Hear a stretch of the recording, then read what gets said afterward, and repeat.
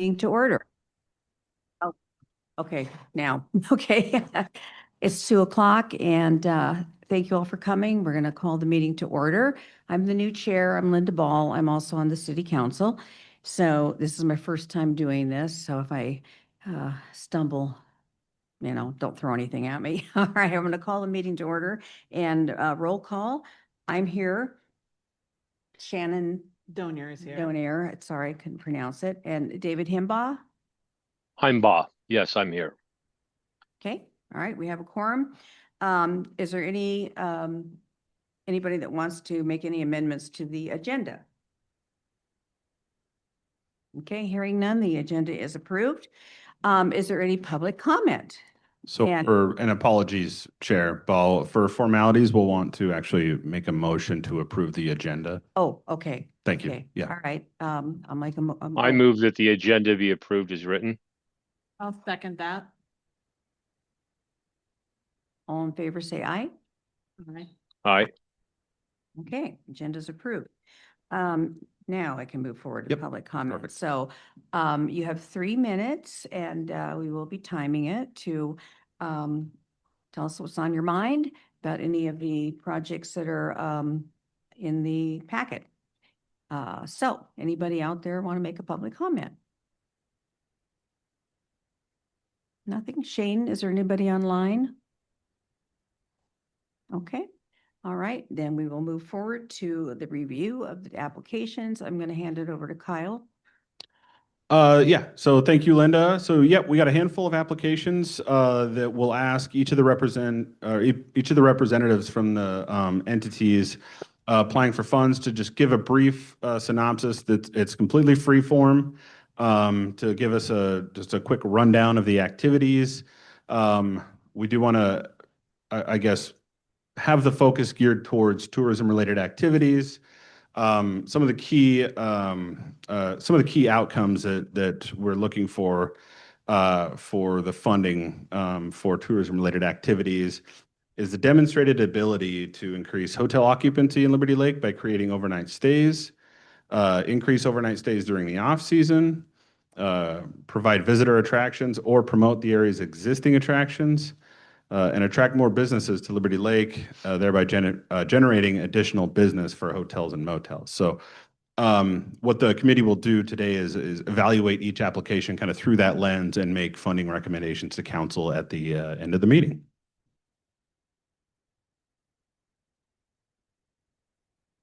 Okay. So with that, we can start with our first one up that we have is Liberty Lake Police Foundation. And so Mr. Brian Asmus, I believe, is in attendance, and he sent over a quick PowerPoint. And again, this is completely free form. PowerPoints are not recommended or encouraged. This is just how they choose to present. And with that, we'll kick it over to Brian to give us a rundown of 2026 Cops, Cars, and Cruisers. Great. Thank you, Kyle. Thank you, members of the committee. My name is Brian Asmus. I am the board secretary for the Liberty Lake Police Foundation. And I'm here on behalf of the board to make a presentation to you about our event that we're seeking funding for. So next slide, Kyle, please. So these are Police Foundation members. So John Bujosa, he's a retired Spokane police officer. Scott Haug is a retired police chief from Post Falls. Myself, as the retired police chief of Liberty Lake. Joe Mann, longtime real estate agent in our area. He's in charge of our fundraising efforts. Rick Johnson's a business owner. Darren Morgan is our deputy chief of Liberty Lake and on our board. And Susan Schuler is one of our directors and is a former city council member of Liberty Lake. Next slide, please, Kyle. This is the mission of our foundation. I just highlighted it. It's long, I apologize, but just the highlighted part is really what we're about, is strengthening relationship between the police and the community. Next slide. So we have 4 initiatives that our foundation does throughout the year with the funds that we raise. And that is an officer wellness and development program, where we also have a spousal support program as part of that, an officer assistance fund, officer recognition. We have an officer of the quarter presentation that we do as a foundation, Our community engagement is our Cops, Cars, and Cruisers event, which I'll be talking about in a minute. Our National Night Out, which is basically giving crime a going away party in our community. We are involved in the farmers market. We have a youth initiative, so we provide 2 scholarships to Ridgeline High School seniors each year. One is a Clint Gibson Memorial Scholarship, which is a sergeant that we had at Liberty Lake Police Department that lost his life to suicide. And then Shane Brickner was a reserve police officer for Liberty Lake for a long time. He served as mayor of Liberty Lake, and he recently passed away. So we established a memorial scholarship in his name. And we also have a chief for the day where we find a youth in the community and let him take on Chief Simmons' roles for not a whole day, but a little while anyway. And then we have police technology and equipment services, which we fund things that the police department may need that are not provided for by the city itself. Next slide, Kyle. So this is the event we're seeking funding for. It's our 2026 Cops, Cars, and Cruisers event, which is a large car show and really a kind of a carnival atmosphere where we have food vendors, we have demonstrations, we have the sheriff's office helicopter air unit come in. Anyway, I think it's our 9th year having this event, only the 2nd year that the foundation has taken on this event. Funds raised from this we use to benefit our Special Olympics athletes in the eastern region of Washington, and then our other foundation initiatives that I had already talked about. So it is a car show, community displays. We have vendors, we have food trucks there. And then after the car show itself, then we have a cruising with the cops where those that like to stay for a little bit longer, they would cruise from Pavilion Park out to the State Line Speedway. And there they get to run a few laps around the Speedway track, and they have a little burnout show where they can, show how cool their cars are. And so because of that part of the event as well, is it extends the day. And so that goes into the evening time. And therefore, we not only have people coming into our event that travel from our region and surrounding states that come in the day before because they have their cars to bring here and set up the morning of, but then they usually stay an extra night because of that the cruise that goes into the evening time as well. This year is going to be bigger and better than ever because we are incorporating the 25th anniversary of Liberty Lake becoming a city. The car show itself, we are moving locations to Pavilion Park, right in the middle of the city. We've outgrown our other locations year after year. Our participants in this are very excited because I'm not a car show guy, but what I learned is that they like to have their car shows on grass and not on pavement. And so working with the city, we're going to have the car show at Pavilion Park in the fields along with the other events. And because of the location change and because of the tie to the 25th anniversary of the city, we're expecting well over 200 people to participate in our car show event. Next slide, Kyle. Here's some of our community outreach that we do as well. And this is important, I think, for the committee just from the form of marketing. So you'll see in the packet that we submitted that we have marketing materials for our local hoteliers as well as the RV campground. And because of this event, we get sponsorships for this event, then all of these things therefore would include your hotel information on there for that community outreach part of it. Okay, next slide.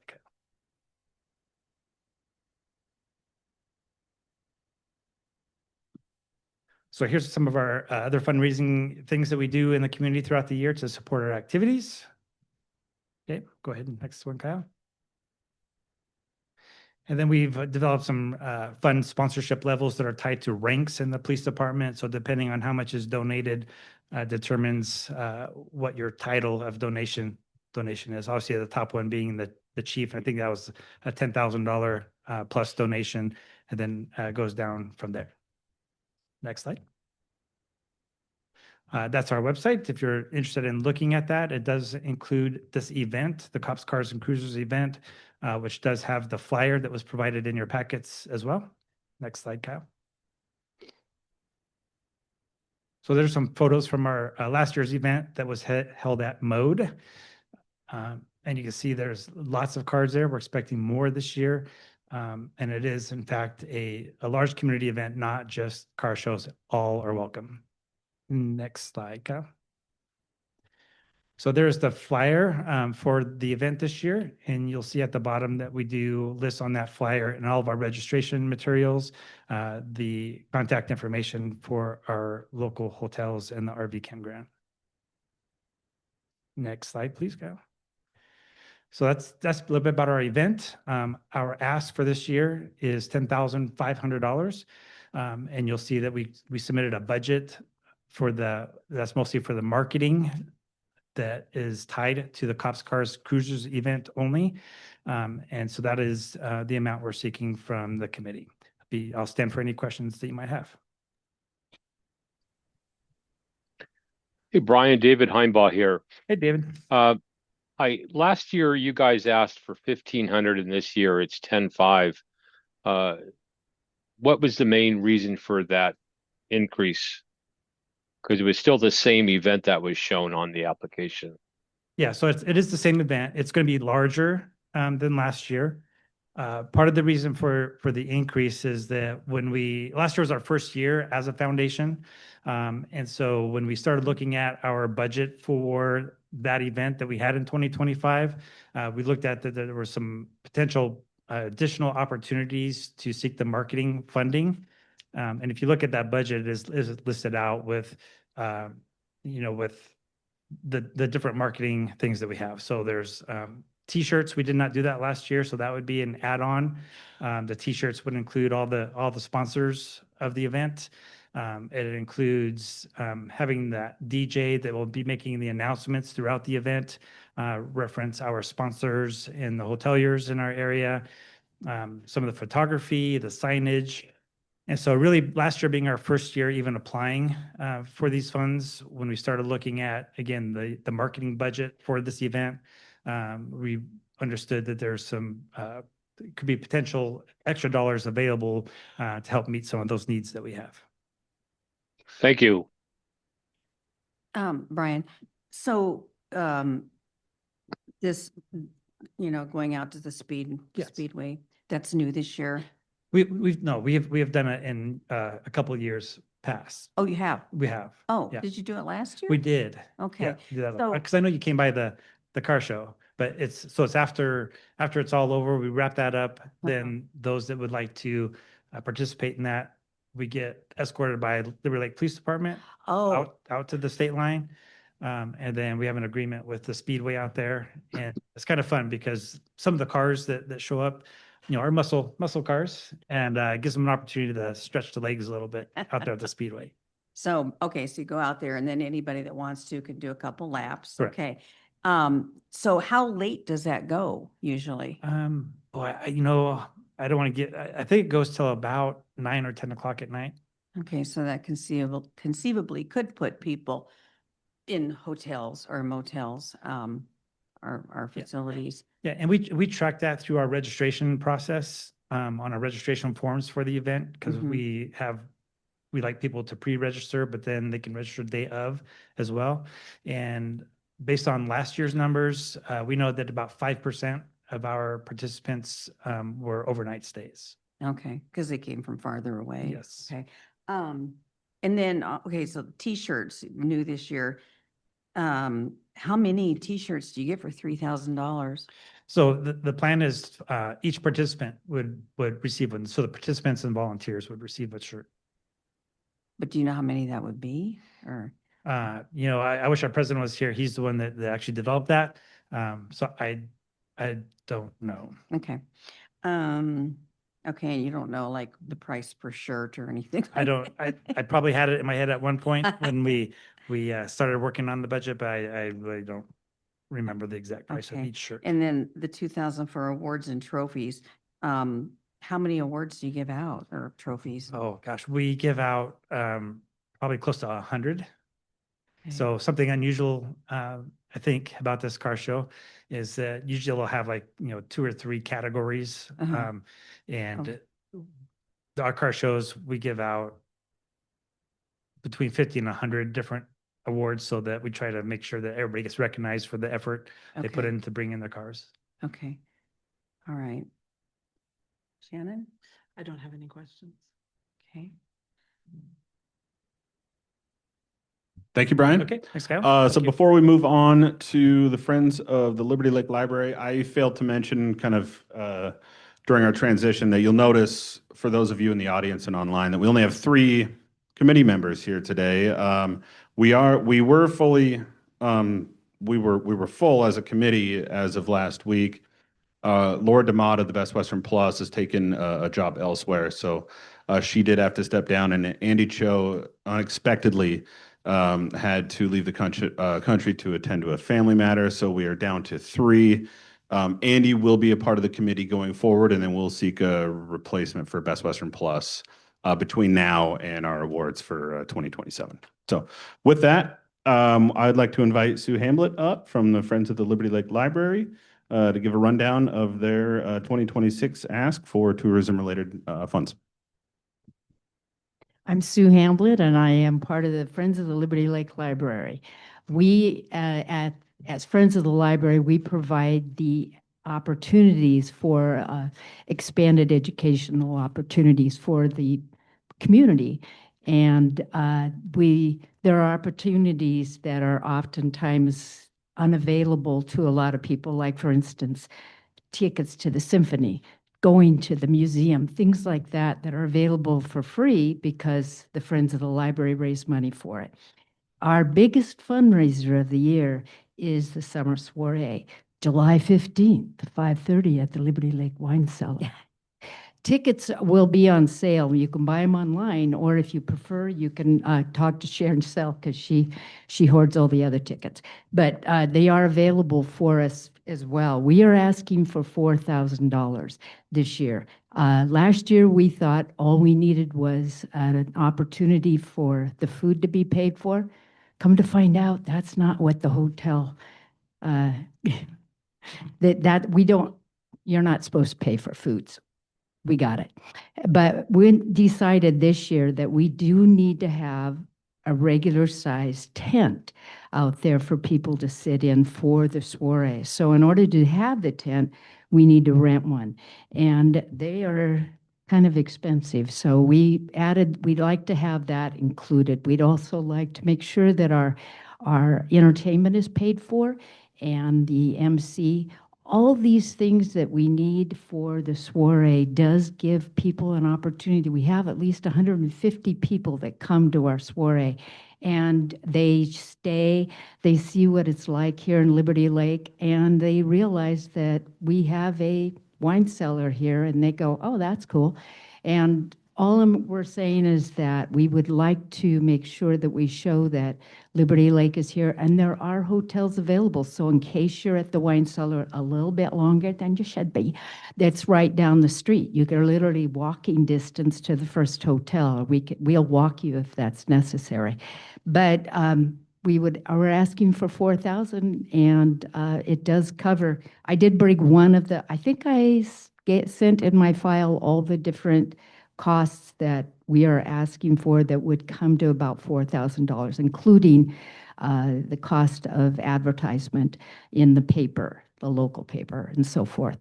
And are there any questions that you have for me? Oh, good. Go, Linda. Sue, you said about the tent. There was tents last year. I know, and that's the big problem. We have tents we can get our hands on. We contact Kiwanis and everybody else that has a tent. Bring your tent. But we found that a lot of those smaller tents, because that's what they have, the posts are in the way. And those posts kind of pose a hazard when people get up and move around. And we do have games that they're playing. Brad's going to have a Jenga tournament this year. It's going to be exciting, I'm sure. But it'll be run like a wrestling tournament. He's an old wrestling coach, so it'll be exactly the same way. But anyway, it should be exciting to be part of this Jenga tournament. And if people, thrust themselves out of their chairs to run to play Jenga, I'm surely they'll trip over those posts, because we did see people that did try to knock our tents over. I'm not sure it was on purpose, but I'm thinking there's a good possibility that it was an obstruction. So we thought, wait, maybe this year with the tent, the big tent, we won't have the obstruction. Not to mention the fact that we can have a few more tables and people will not be playing musical chairs. Because when they get up to go get food, they come back and somebody else is sitting there. It can pose a problem. But this year, we're not going to have that problem. We'll have a little more chairs, thanks to the fact that you guys hopefully will give us the money to have a few more chairs, a few more tables, and the big tent to house all those people as well. So then the tent, you're going to lease it, rent it, run it? Rent it. Rent it, okay, okay. What else? And then, And they said, oh, no, they set it up. oh, The nice. rental people said, so it won't be just a bunch of us old ladies out there pounding stakes in the ground. It'll be the rental people. Okay, and then on food, what did you, Food. say? You had food last year. I know, and we did. And one part of it was donated, and the other part we paid for. And this year and that was something we thought, we inappropriately thought that we could apply for the hotel taxes for the food, and found out later that that was not part of something that we could apply for. So now we are not, the food is not incorporated in this request. Just want you to know. Okay, And we are just asking for all the other aspects of it, like the chairs, the tent, the entertainment, what else am I asking for? auction items. and- No, those things are donated. The auction items are donated. So we're, people like us. Yeah, yeah, okay. Yeah. Okay, okay, David or Shannon? Questions? Yeah, no, I don't have anything. David? No, no questions for me. Okay, All right. Thank you. Thank you, Sue. And so just to expand a little bit on what Sue was referencing, so the RCW is, they state it, but it's vague on hosting activities, and hosting activities includes purchasing of alcohol and refreshments and food for an event.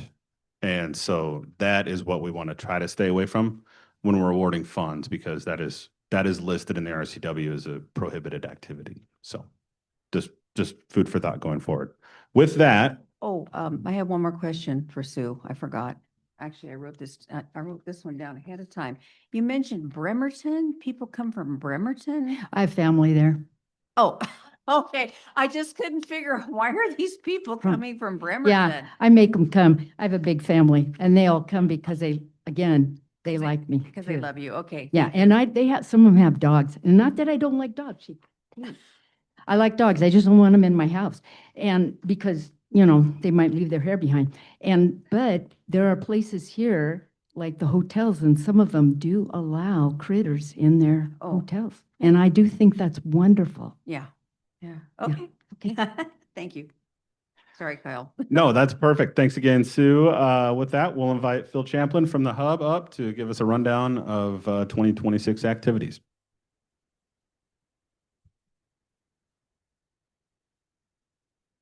Hi, Phil Champlin, Executive Director for the Hub Sports Center. We're a 501c3 nonprofit and purpose to provide events that have a positive impact on youth and community. We appreciate the opportunity to apply for these funds. And for 2025, we saw 30 new events from where we were at in 2024, in large part because we added some outdoor fields to our facility and our complex. So we hosted 87 events that had overnight stay potential, 28 volleyball events, 26 basketball, 23 soccer, and then some football, lacrosse, and martial arts events. So 63 of those were indoor events that covered about 102 days, and then 24 outdoor events that covered about 29 days. I did include in your packet Hub Tourism events for 2025. And so that's some tracking data of those tournament type events or major events and where those teams and groups came from. And so you can see that we had, I believe it was about 61% of those teams were traveling from more than 50 miles away. Our events really focus on youth. And part of the benefit of that economically is that youth aren't driving themselves. and youth are bringing family and friends with them. Aunts and uncles, grandma and grandpa are going to come and watch those kids play. So these funds help us to put on and provide the events, maintain the facility, attract events in.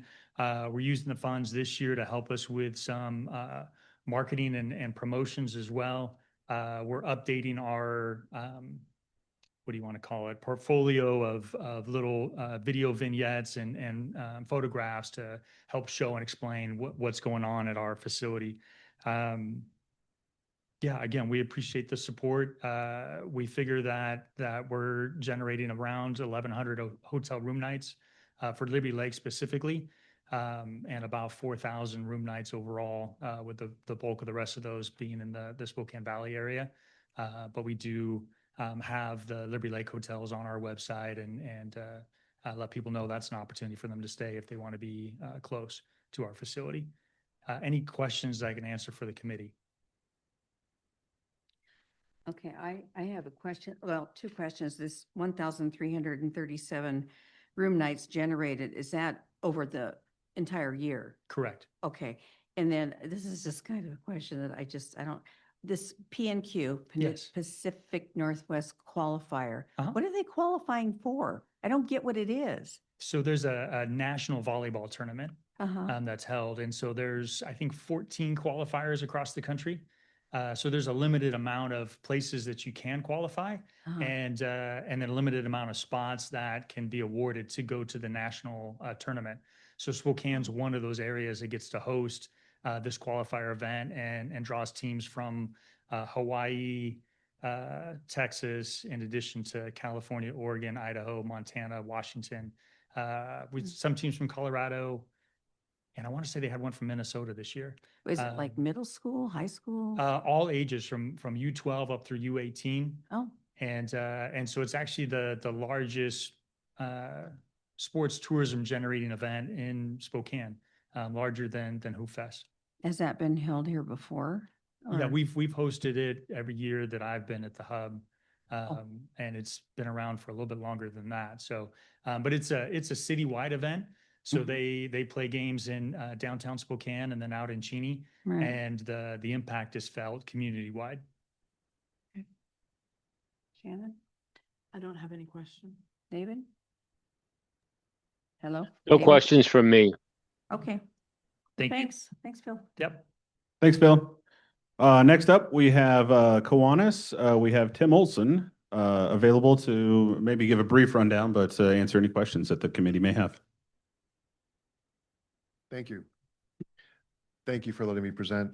Just give you a couple, answer any questions you might have. The Kiwanis season is the summertime. We're getting ready to ramp things up. You're familiar with one of our biggest events is the annual community-wide yard sale. We do with the flock cameras with the police department, we actually measure traffic and we see that traffic is up about 57% that Saturday, June 20th this year. So we get a ton of cars coming in from all over the area and other states. I constantly see cars from Montana that are coming over here for this thing. It's insane. I also hand out thank you notes during the day. And with that said, we are able to get books donated for the friends. I'm able to put the hotels on there for people when they're coming to visit, giving it to their families, but it also catches some people that forget to register for the yard sale. We only ask $20, but there's a lot of people don't do it. We have our annual father-daughter dance this year. We actually did it in Ridgeline High School. The reason this one meant so much to me this year is that because we worked really closely with the Key Club, and that's an evening event, obviously. But it's not just fathers and daughters. The Key Club, excuse me, is a Kiwanis group of students in the high schools. They volunteer, they get volunteer hours, they do all kinds of fun things, and they actually helped us put this on this year, which was really cool because then they're really invested in the process. And the thing that was really nice about it is that I was losing my train of thought there. Working with the students brings them back. We're going to turn them into Kiwanians. We're going to have them continue to volunteer and do what's necessary for our community. So that was a fun event. Our Founders and Fireworks event this year is going to be crazy. We usually do a Barefoot in the Park and the July 4th at different times, but this year with the city's anniversary, and we're going to be combining everything into the same day. So the July 4th Founders and Fireworks, the Kiwanis is in charge of the car show. We'll have over 100 cars there on July 4th. We will also have 2 bands playing. They start at about 3 o'clock, or excuse me, about 5 o'clock with the bands, and they'll end at 10 o'clock at night. So we'll have a few thousand people, I think, at that park. I have no idea how many people go there, but it's a sea of people if you're on the stage looking towards the on Pavilion Park. So they'll definitely have some overnight stays for those people. It takes forever just to get out of the city once this thing's over with. And then we also, of course, do our summer movies in the park. That's our other big evening event. We don't start, I mean, the first movie of the year is July 3rd. We'll run 6 movies this year. We can't start till it's dark, obviously, because the screen's out in Pavilion Park, but that's another fun event that we like to do. And I'm here to answer any questions you might have. And again, I want to thank you for letting the Kiwanis make application. Well, I guess I'll start again. Sure. So let's see. Oh, the father-daughter dance. So is it going to stay here from now on at Ridgeline? I think so. I mean, I was nervous about it this year because I didn't know how it was going to go because it's a lot more work for us because we were originally at at the Mirbeau Hotel Right. and they would do all the work for us, but it costs us a lot of money. I Yeah. mean, tens of thousands of dollars to put it on there. So I'm hoping that with the organization that we found this year, some of the items we bought and a continuing relationship with the school, that we can keep it here in Liberty Lake. Okay, so do fathers and daughters come from neighboring communities and actually spend the No. night? Yeah, sometimes that happens. So, and I want to make sure, that's what I was going to mention earlier. It's not just fathers and daughters, and that's why I think this is important to understand, because not everyone's going to have a father. Not Mhm, everybody has a daughter. mhm. We have moms and grandkids. We have grandma and grandpa who will come to town if mom and dad are working. We have all kinds of people that bring their kids in, and they start as Oh. little ones, Mhm. all the way up to high school. And we've got some students now, I think, or we have some parents that were probably at the first father-daughter dance that we put on 20 some odd years ago. And so now we're starting to see them come back. So Oh, they continue to stay in our community. But yes, we do have people that do have overnight stays. mhm. We would like to, this year I was a little nervous about about putting it on ourselves Mhm. because it's a lot of work. I learned how to work 2 chocolate fountains, which I can add that to my resume now. To what fountain? Chocolate fountains, we can dip chocolates. But so I think this year was a little bit of a hectic time, but I'd like to potentially work with the local hotels and restaurants to see if we can't create a package, for Mhm. example, next year saying, hey, come to the father-daughter dance and, have a special suite or something afterwards where you can use the hot tub or something like that. I don't know. I mean, just thinking out loud a little bit, but there's no reason we couldn't cross-promote. We do have all the hotels' information on our Facebook site and our website also for people that are looking around, but the father-daughter dance is very, very well known. Mhm. Okay. Okay, just a side note, I donated 2 of my deer for you to use. Oh, you did? 3, actually, 3, yeah. Thank you. Thank you. We had a lot. Good. Okay, Shannon? I just had a question about the movies in the park budget. Mhm. It's significantly changed from last year to this year. Do you know why that is? Because last year, I think for movies in the park, you guys asked us for 2,500, and this year you're asking for 13,000. So yeah, as we start to learn this process better, we're starting to get better accounting. We're able to ask for the right amounts. Okay. But I would volunteer that we spend a lot of money of that budget on advertising. We're getting ready to put a handout in the splash that has all the movie events for the summer on it, so people can just put it on their refrigerator. And those things are expensive, especially, we get breaks and stuff, but it's still expensive advertising. That's the only Yep. question I had. And David? Hi, Tim. Hi, David. Hi, so ticket sales for the father-daughter dance. If I did my math correctly, you're raising about 14,000 in ticket sales if you have approximately 400 at 700 a couple. Is that right? Approximately? It should be. I don't know the exact numbers, to be honest with you, David. I apologize for that. but Okay. we Had a record turnout That's this okay. year. We were able to actually drop prices. I'm pretty frustrated with the inflation in our economy right now, so I'm keeping prices the same or lowering them wherever we can. Okay. Do you guys pay licensing fees to show those movies? We do. I didn't see it on your budget unless I just missed it. No, we do. It's going to Probably just- cost, we pay about $300 a movie as a 501(c) versus 700 if you were to rent it just as the city, not being a nonprofit. Okay. We get breaks. Thank you. I do have another Sure. comment about the movies in the park. It appears that most of them are geared toward kids. We have a mix. This year we did something different. We actually went to the community and asked them what they wanted to watch versus us telling what they're going to see. Uh-huh. And we got a lot of input. That's a scary thing to do sometimes when you put something on Facebook and you get answers. But yeah, it's not geared.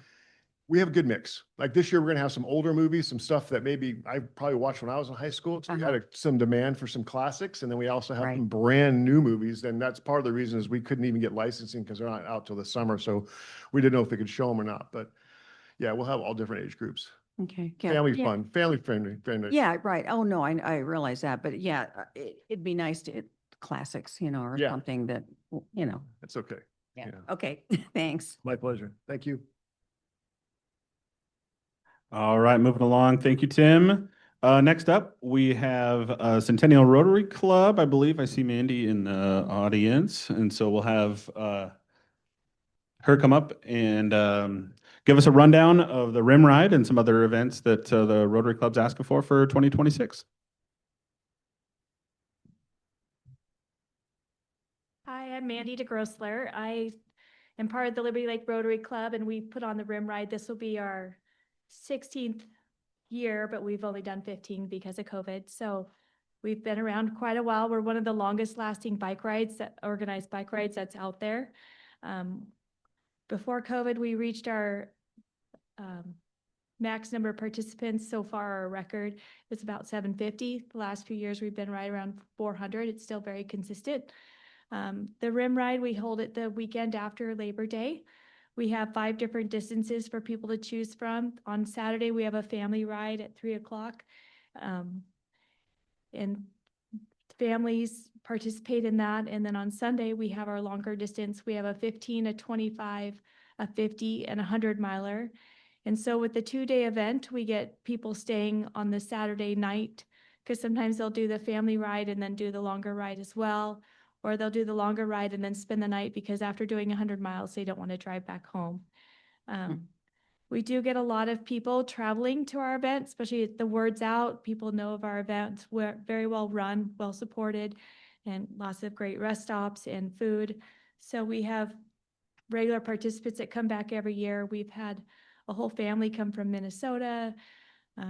We probably get 20 different states each year of people traveling to do the Rim Ride. So a lot of this money that we've asked for is for marketing efforts to spread the word.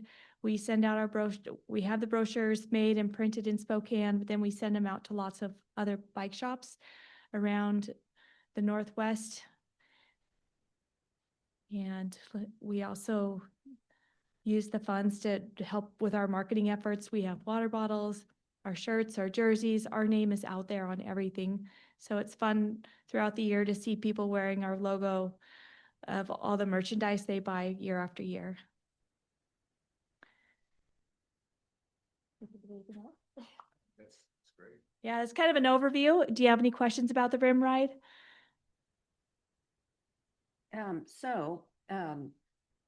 It said in your packet somewhere that proceeds from the Rim Ride support various Rotary Club and community outreach programs. What are those?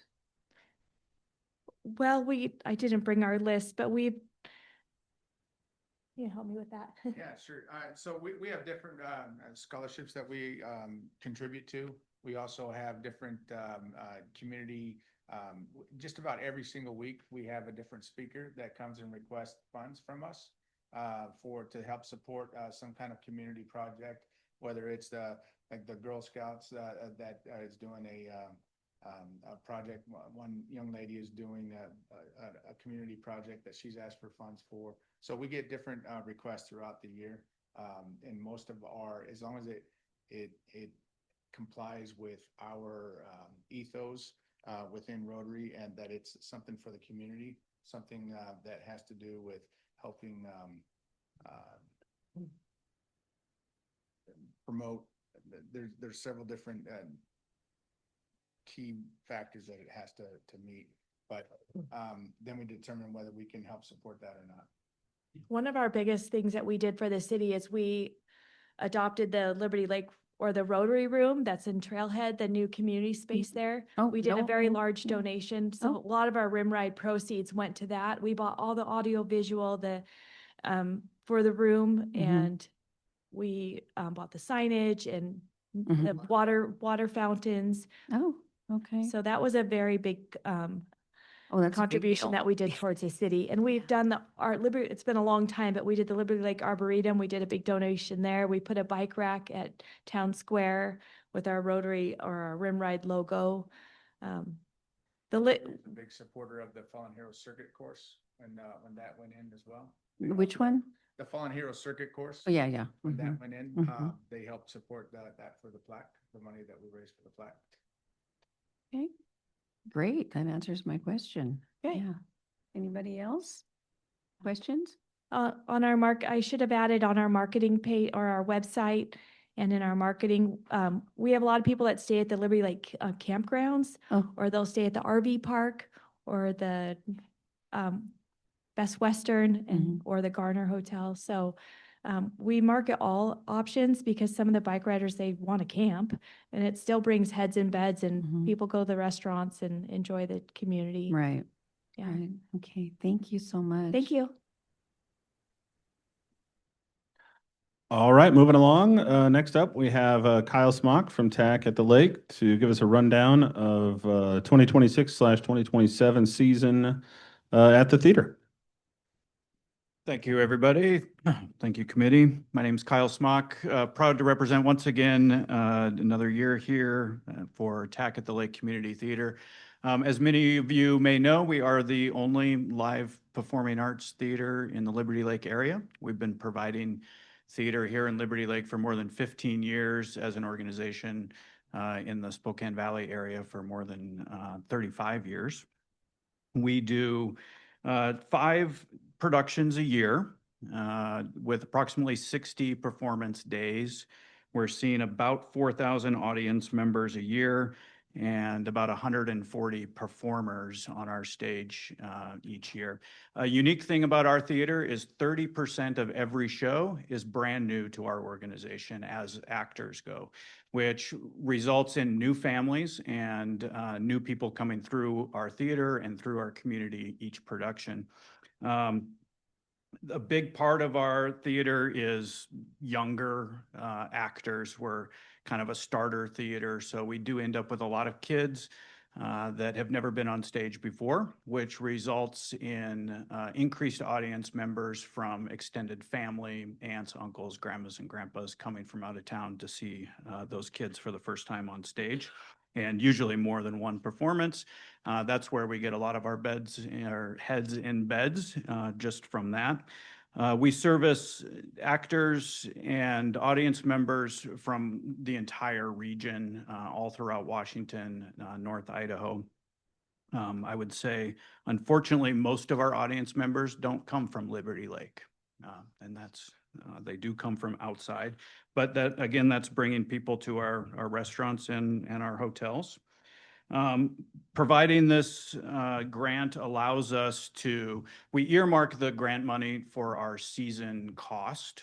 There's cost associated with every production, from rights and royalties. Every time you put on a performance, we have to pay a royalty fee. Music has to be licensed. We have a set budget and a costume budget. The cost of, just even wood screws has gone through the roof for us. So, as I mentioned, we're a nonprofit organization, and I always say this a bit in jest, but at the same time, I'm a bit proud that we truly don't make a profit. We put everything we can earn back into our theater, into our infrastructure. We too are not happy with the inflation in the last year. We've kept our prices very low and very reasonable in order to encourage higher audience participation. Just to catch David before he asks, we did ask for more this year, and I think that goes back to just tremendous cost increases over the last year. Our rent has been raised significantly. Building materials, licensing, and royalties have all gone up, not just in the last year, but we anticipate them to continue to go up in the coming years. We also offer a teen board, which I think is somewhat unique. We're fostering young leaders in our community that hopefully will give back to our community moving forward. Any questions? What's the average ticket price for one of your productions for, someone just coming to be an audience member? It's $13.95 for students and senior citizens and military, and $15.95 for all others. And we actually just did a cost survey, price survey on our tickets, and in some cases we're $10 below other theaters. And I will say, in full transparency, we are going to increase our prices by $1 next year. This year or next? Next year, Okay. next season. Okay. Yeah, Okay. Thanks. but still well below the average. Yeah. Yeah. Okay, Shannon, well. Yeah, I don't have any questions. And how about David? No, I'm good. Thank you. Thank you. Thank you. Excellent. Okay, moving along. Next up, we have Rose Noble from Visit Spokane to give us a rundown of their ask for 2026. Actually going to see if Jeff, our VP of Marketing, can present on our behalf, and then I'm available for any questions. All right, thank you. My name is Jeff Hawley. Today I'll give an overview of our Liberty Lake ask.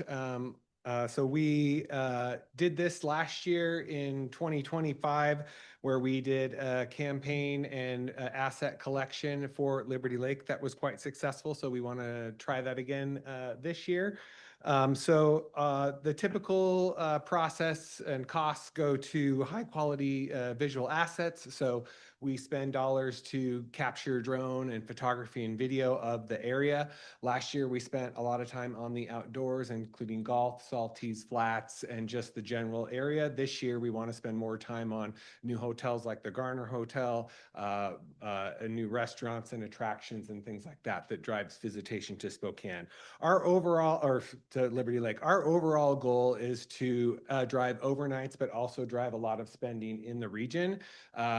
With our broad reach in the area, this type of campaign goes to our regional drive markets, but also to the Spokane community to get them to recognize what's available in Liberty Lake and how they can come here and spend money. So it's not just an overnight driver, but it is also an awareness campaign for just the regional folks to come in and learn about Liberty Lake and spend money. So we have high quality video assets and photography assets. That would be the first bucket. The second bucket of funds is really about the marketing asset. So we put a lot of our money for this awareness campaign into things like display advertising, pre-roll advertising, YouTube assets. We will put a lot of funding into paid social for this to drive people that are into outdoors and golf and food into our regional markets to get people to come to Liberty Lake for that. And then the final bucket would be our operational support. We are a marketing organization, so we manage everything for that. So we would manage all of the photo and video shoots, the media placement, reporting, and all of that, and the creative development for that. The total ask that we have is about $76,000. And then that breaks down into that photo and video asset portion. That's around $15,000. That's pretty common price to go do a 1 or 2 day photography and video shoot for assets. It gets us hundreds and hundreds of assets that we can use, as well as really good drone video that we put into our campaigns. this type of stuff that we do is evergreen. So we'll capture all of this content and we can use this content throughout the year in different campaigns. So about $15,000 goes to that. And then I mentioned about campaign media spend. That's going to be anywhere around $47,000 to $50,000. That's for that paid social work. That's for paying for YouTube. That's just what it costs to do a lot of media placement. It will drive, over 1 million impressions, probably very good click-through and engagement rates on that. We saw that last year. So that's just what we want to put in for campaign media, and then our operational support for Visit Spokane to kind of manage all of that stuff for multiple months to do the campaign through the rest of the year is about $11,000. This is less than we asked for last year. I think last year we asked for around 86,000. We've kind of streamlined our process a little bit. We found a good photography and video person who was less than we thought for last year. So asking a little bit less, but overall we saw good success in the campaign last year, but it takes a lot of effort to get the high quality assets to begin with to then make the campaign. So that's what we're asking for, the amount of 76,000. Okay. Does anybody have questions? I just have one thing, but do you want to? You can go first. Okay. This is kind of sort of off topic, but not really. But you guys have this folk festival at Zephyr Lodge in your Yes, campaign. Have you been there? I have not been there. There's nowhere to park. The parking is abysmal. So are you suggesting shuttles or, it's bad. So last year they had 500 attendees and they dealt with parking, and I believe that they're utilizing as much of the beyond parking lot and even into the landscape that they can. They have full takeover of the campus, so it's a little bit maybe different than maybe a wedding or small corporate event that you may have attended out there. But as far as shuttling, that's not something that we discussed with CAM. We'd have to look into that. Mhm. And certainly if they're going to continue to grow, they would need to probably consider that. Yeah, well, Yeah. yeah, I don't think their parking has improved much over the years, but, it's something to be aware of. Yeah, I They think might want a good point. to disclose,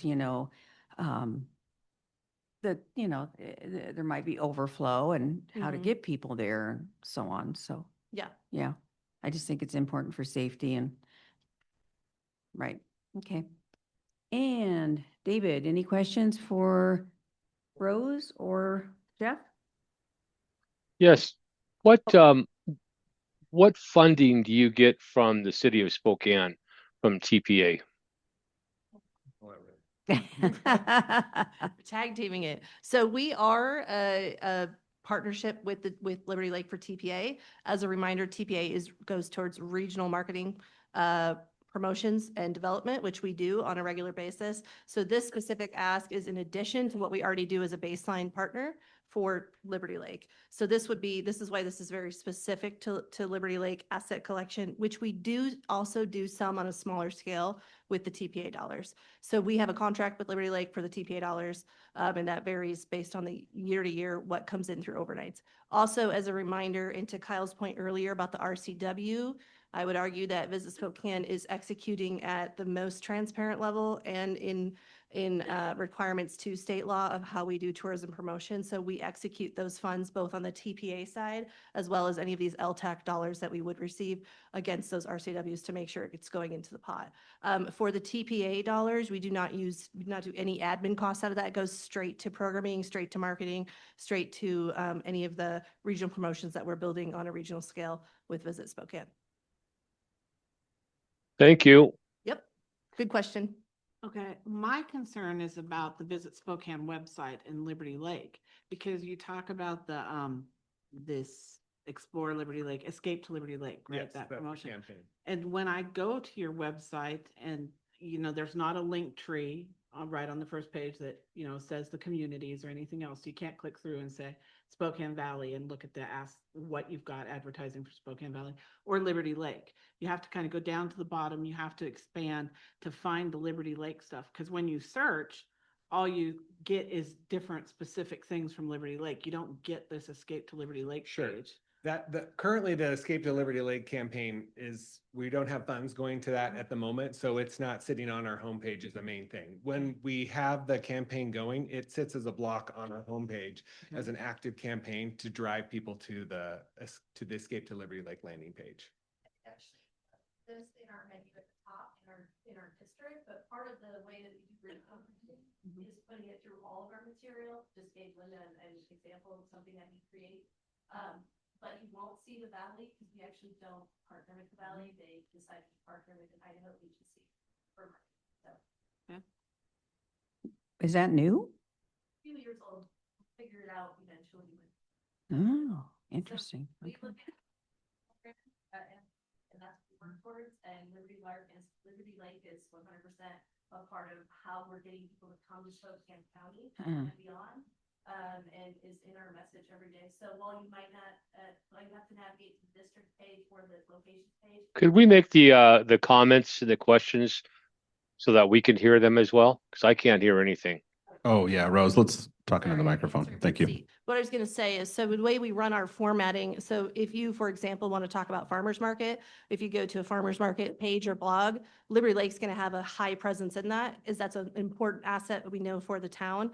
Whereas we can't cram all of that into just one simple landing page for Liberty Lake, and we're not building a separate brand identity necessarily for the city of Liberty Lake when we talk about regional identity. So it's actually mentioned more robustly throughout our website in all sorts of content, depending on whether we're talking about whatever segment that is being promoted. Does that make sense? It does. Yeah.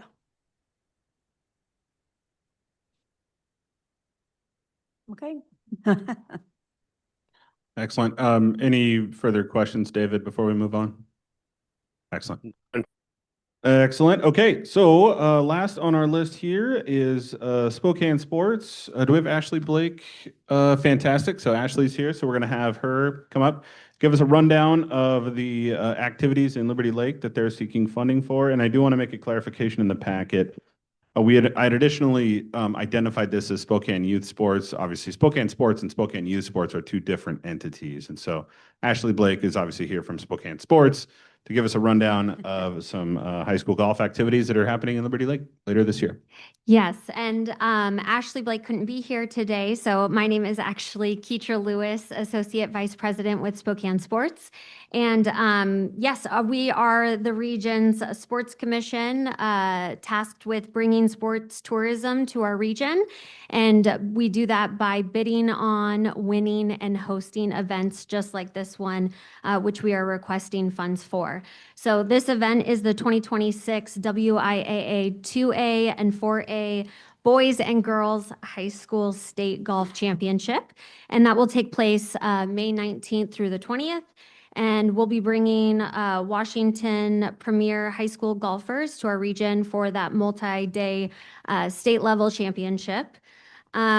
So basically what we're looking for is the funds to help support to put this event on, which would include the tournament fees, the staff, officials, hotel rooms, as well as the event management costs in regards to the tournament polos that are needed, as well as welcome signage and golf cart rentals. And so with this, which is great, it's an event where we have guaranteed visitors coming from out of market. We're estimating 1,151 total room nights. And we're just excited to be able to get in front of you and be able to request these funds for this event. Any questions? So you've never done I have a this? question. Oh, Oh, go ahead. Go ahead, David. Go ahead. Can you explain athlete branded promo on your budget? yeah, absolutely. So when these go out to bid, there are certain requirements within the RFP to bid on that.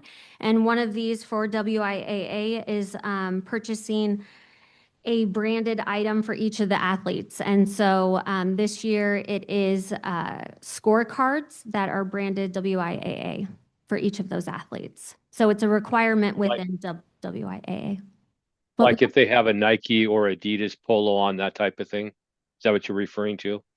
Oh, right. So the polos are actually for the officials that are officiating the event. Okay. Yeah. And did you have a question? Well, so, so you're saying the athlete branded promo, the $7,000 is for scorecards? Correct. So they're leather scorecards. Previously, we've done water bottles, the marker where you put down to leave the ball. Yeah, yeah. So ballparks. different things like that are offered each year Uh-huh. for the athletes as part of the RFP process. That item's included. Okay, and so what, it's going to be at all three of the golf courses here? Or Um, just the I have in my notes that there's at 2, and I don't have the names on me, but I can definitely grab that. Okay. That'd be city and more than likely, Meadowood. Yeah. Okay, and then what's I'm sorry, I don't know all these acronyms with sports. What's WIAA? It's the Washington International Association of Athletes. Interscholastic? Okay, there it is. Okay, the Washington, what now? Interscholastic. Oh, okay. Yeah, and this is yeah, and this one is the 2A and 4A. Okay, so high school though. Okay, all right. Okay, thank you. Anybody else? Ashley, the estimated total room numbers, you have 1,151. What about Liberty Lake? I know that's not Liberty Lake. I think that's all correct, including Spokane and Greater Valley. I would need to double check how they calculated this, but I do see that it was through registration as well as coaches, visiting spectators, and officials. You So- guys are estimating that 1,100 rooms will get rented in Liberty Lake? We don't have that many.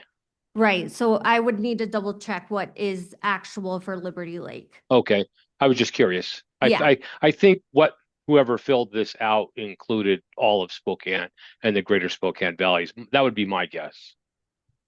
That sounds right. And David, yeah, we would operate under the assumption that that is, call it countywide. Okay, thank I- you. I would think this would be over several days, right? Yes, Yeah. it's 2 days of actual competition. So expecting arrival day before and then potentially day after. Okay, okay, so it's a 2-day event. Okay, Mhm. all right. Okay, I have a question. Are you guys getting funding from the city of Spokane or Spokane Valley towards this as well? No.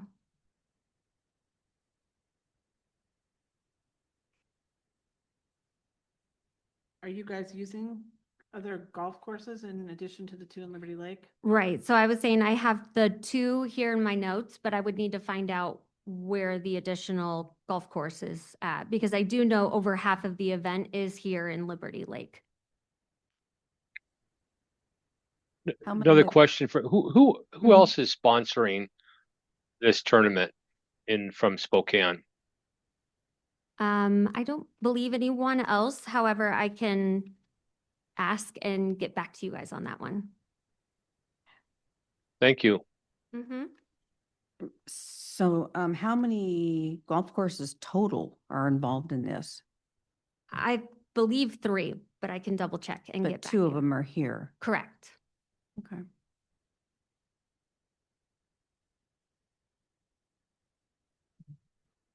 Oh, sorry. Anybody else? No.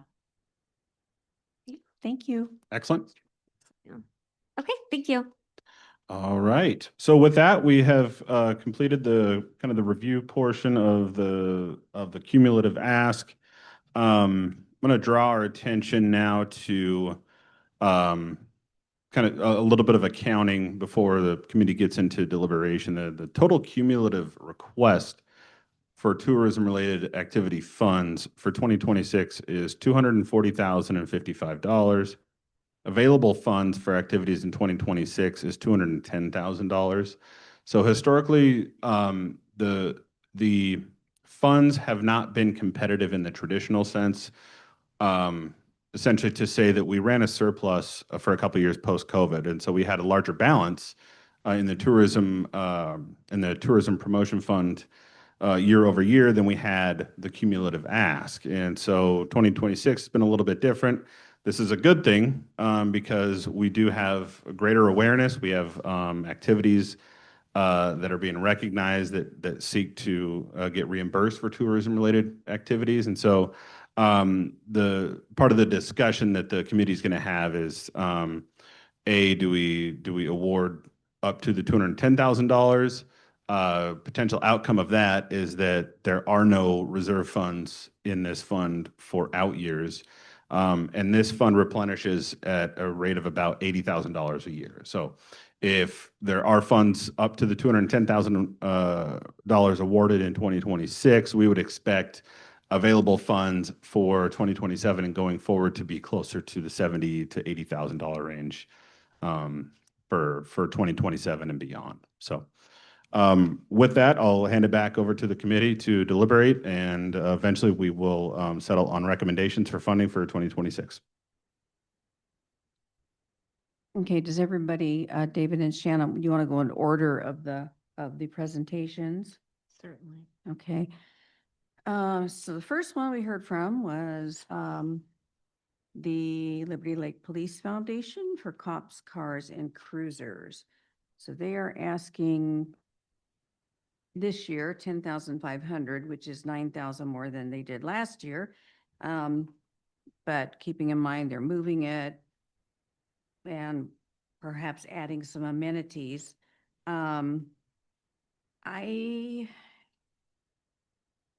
Yeah, my own feeling is that it's a big ask. The shirts and the trophies are the two big ticket items. You know, not sure if they're needed or if we should be paying for them.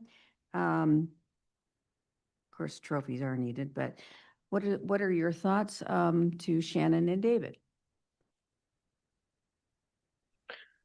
Well, the event, which one of my organizations does some demonstrations in, it is a huge event.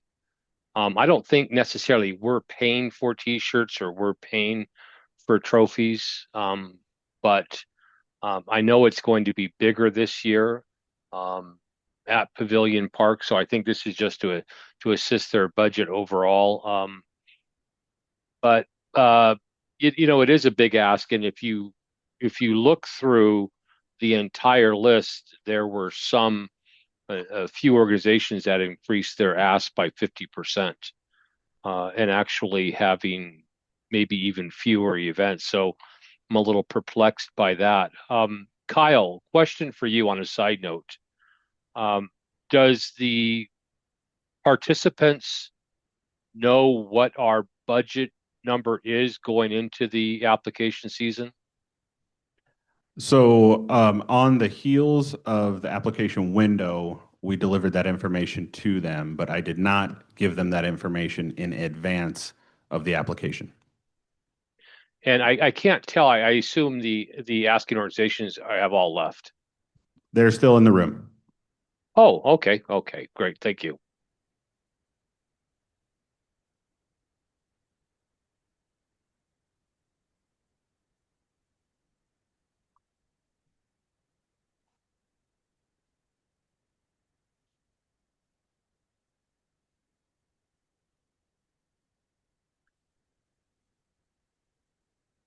Well, it looks like if we're going to award $210,000, we need to cut just shy of $30,000 off of our award list. So we have to figure out how to do that, if assuming we're going to award all $210,000.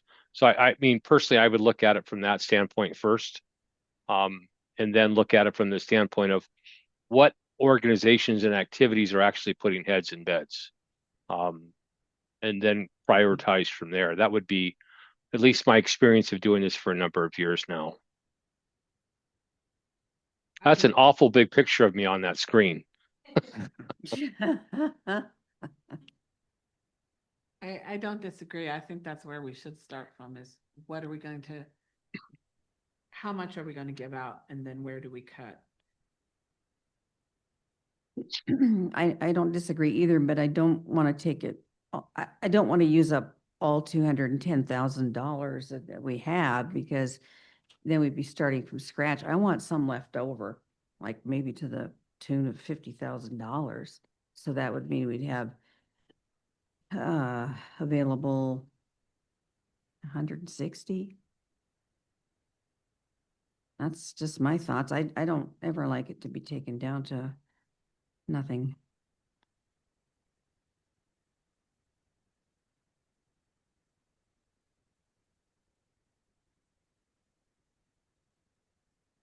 How do you want us to do this? Just go through them all, then come back around again, or?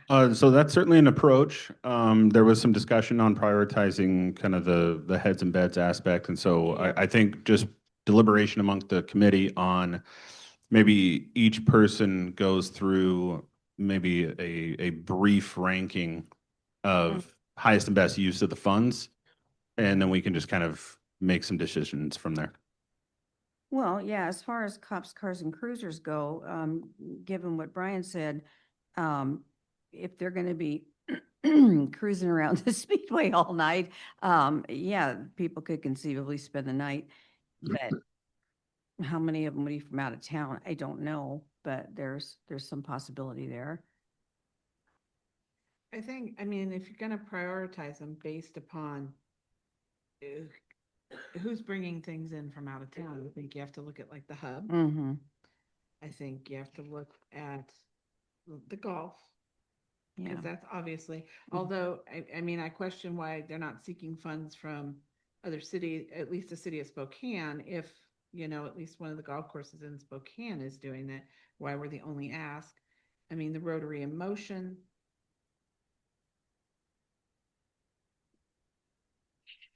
I would think that the cops, cars and cruisers, I think the 20 rooms is probably a low estimate. You know, just from being at car shows before, people, as Brian was saying, come early, they set up early, and if they're going to be there at night, I can't see them putting their car back on a trailer if they're trailering their vehicle and going home that night. So I mean, I think that's probably on the low side, 20.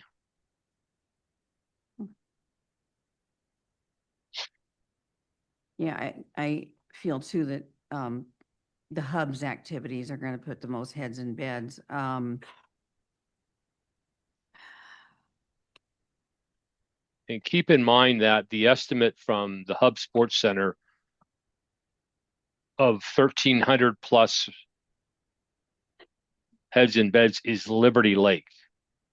I think looking at I'm just going by the application, but looking at the application for the golf state championships, that's definitely, that has to be countywide. So there has to be some distinction made on that, Kyle, as well, because I know that the hub looks at Liberty Lake only when they're looking at the heads and beds versus you'd mentioned countywide for the golf tournament.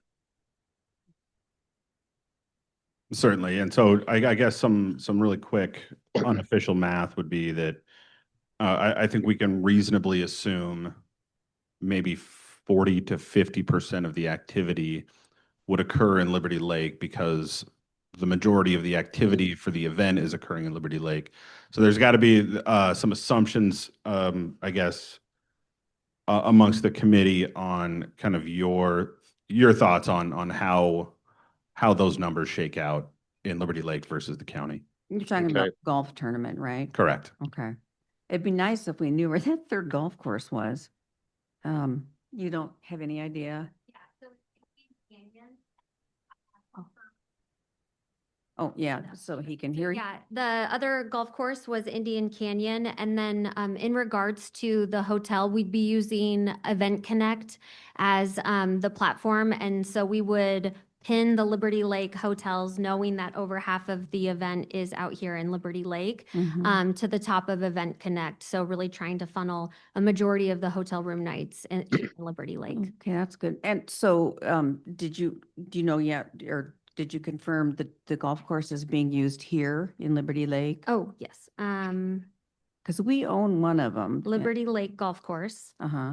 and then the Meadowwood Golf Course. Okay, those are county, yeah, okay. Okay. Okay. But yeah, good, Okay. good. So Indian, yeah, that's kind of not. Oh, and then the other question was in regards to sponsorships Uh-huh. and no other sponsors. Oh, okay. Thank you. You're welcome. Shannon and Linda, I think if we don't want to, Linda, you're of the idea that we do not want to award all $210,000. We need to come up with what we do want to award first before we try to figure out how we're going to allocate those funds. Three of us. My vote would be 160s. That way we have 50 left over. I kind of like numbers like that.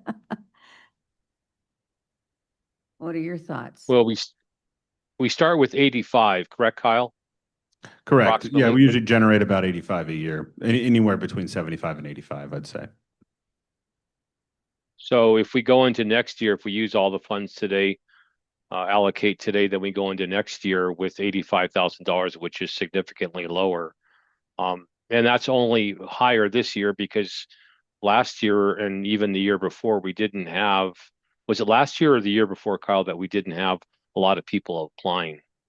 Yeah, so and this is a good opportunity to bring this up. So post-COVID, the city ran a surplus for tourism promotion funds, just from a lack of applicants beginning in 2020 and really through 2024. And so we would have a cumulative ask year over year of 40 or 50,000 for several years. And so what we would see is we would see that balance continue to grow and grow and grow for several years. And so now in 2025, we did see a sizable increase in interest and ask, and that has obviously continued into 2026. So conservatively, if, let's say we brought in 75,000 this year, okay, and we had 50 left over, so, we've got what, $125,000 for next year. Yeah. Yeah, and that's not as much as we have now, but I don't know, that's my thoughts.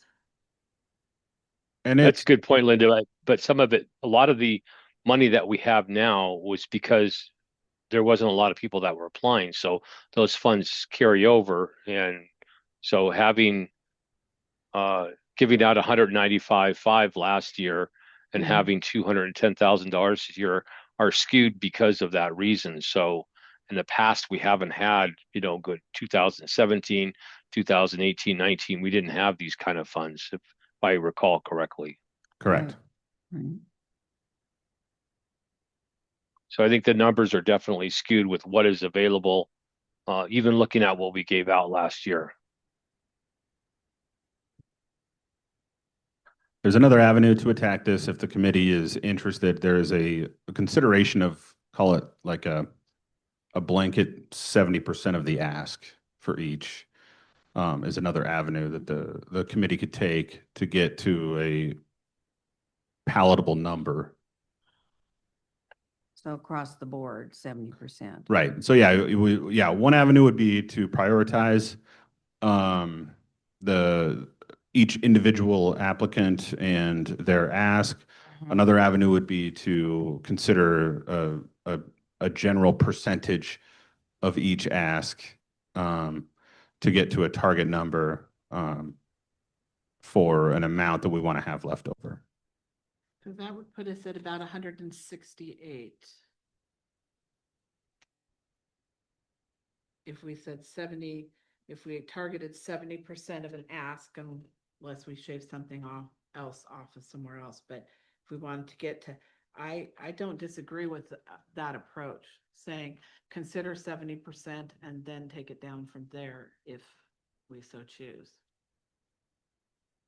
Shannon, are you saying start at 70 and then adjust from there if needed? Yeah, start at 70 and then adjust it there if needed.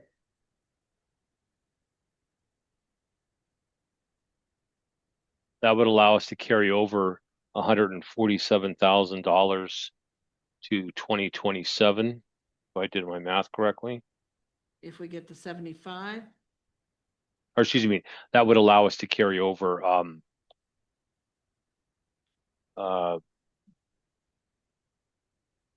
what is that, about $67,000 till next year? So going into 2027, we would have, assuming we had $75,000 to $85,000. That would give us the ability to have roughly about $150,000 for 2027.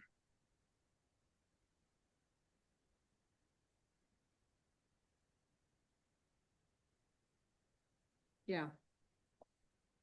Linda, how do you feel about the 70% funding rule?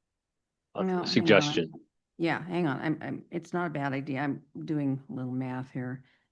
Okay, so 70%. Okay, so you're saying, yeah, we'd be, wait a minute.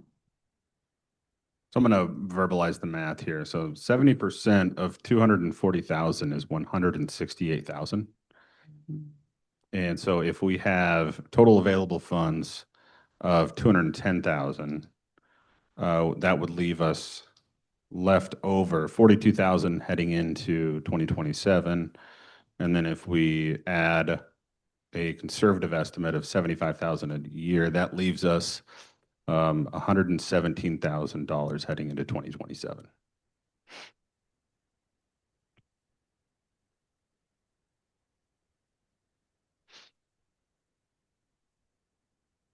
I guess, okay, so looking at the hub, who we assume will bring the most people here,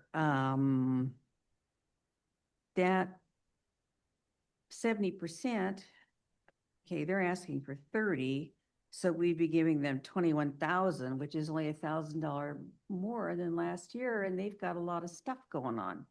But if we start at 70% is our overall, if we're looking at reducing by 70%, and then go individually and say, okay, so let's say we said, visit Spokane.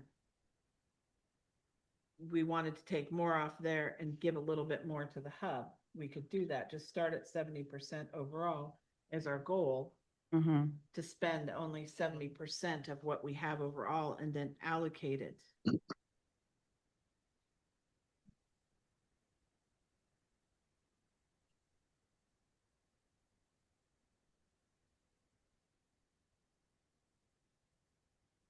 So.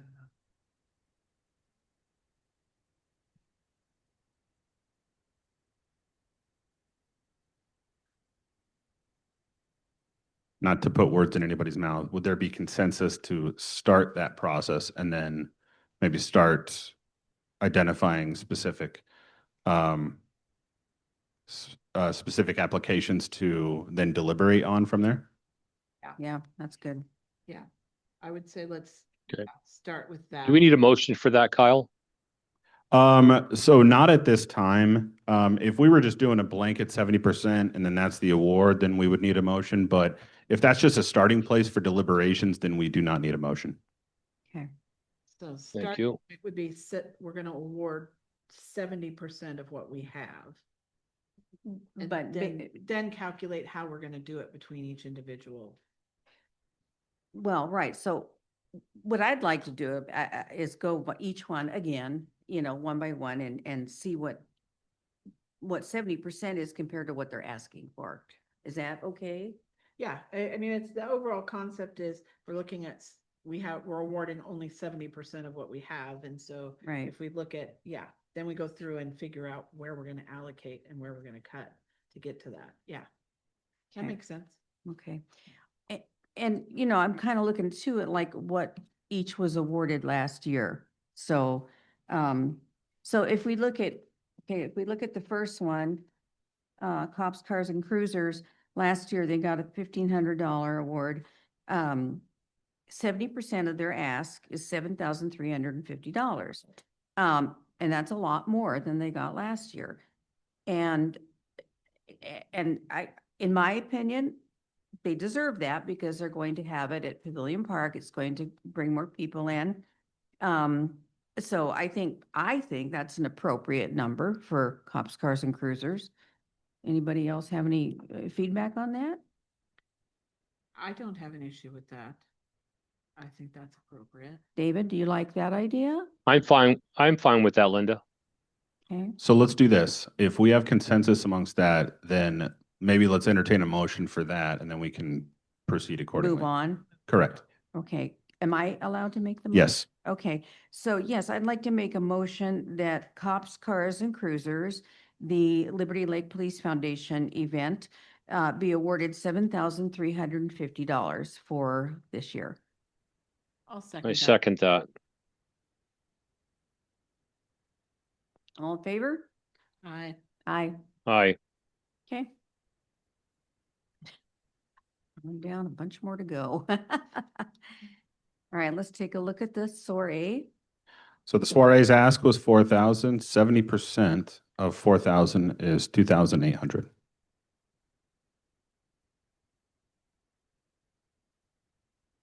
Okay, I'll make a motion to award the Friends of the Library for the summer soiree, $2,800. I'll second that motion. David? Oh. As chair sorry. called We the. only need 1 second. Okay. So remember, if point of clarification, if we're just going to award 70, we have to know, I guess we need to know who, if we're going to award more than 70% to an organization, we have to figure out who we're taking it from. So just keep that in mind. I mean, I know you are, but I wanted to Well, verbalize that. Yeah, I mean, these are, at least these first two are smaller asks.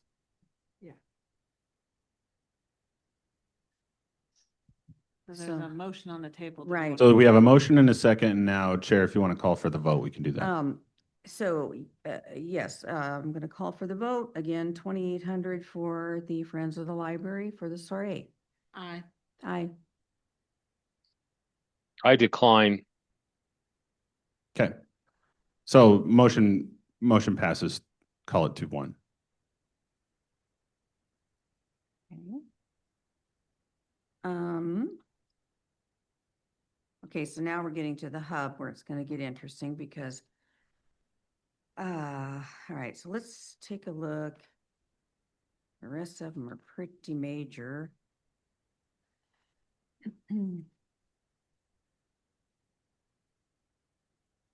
So just to verbalize what we have been doing so far. So 70% of 30,000 is 21,000. Well, okay, David, to what you said, now we're getting to the ones that are high dollar. So do we want to kind of talk about where we should take, how we balance the rest of this out? Sure. So I would think that the Hub Sports Center would deserve more than 70%, minimum of 80%, maybe even higher, because of the number of activities and that bring heads and beds locally here. Not just heads and beds, but also all the food and the groceries that are being sold.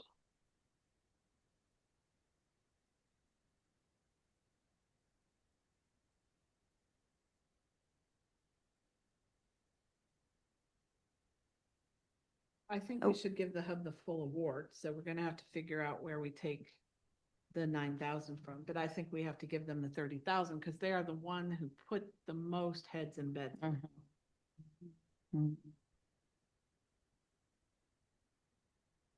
I'd agree to that.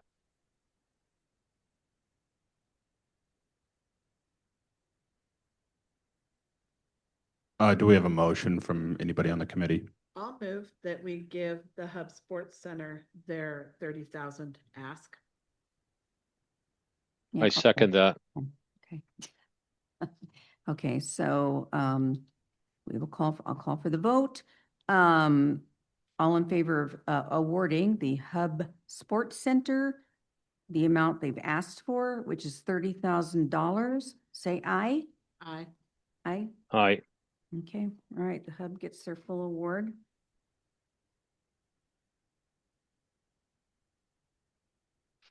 Okay, so we've got,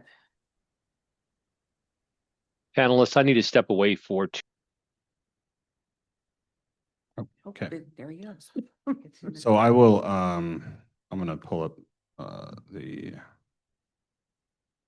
so next up on our list for deliberation is the Kiwanis ask. Their cumulative ask for 2026 is 39,555. 70% of that is 27,689.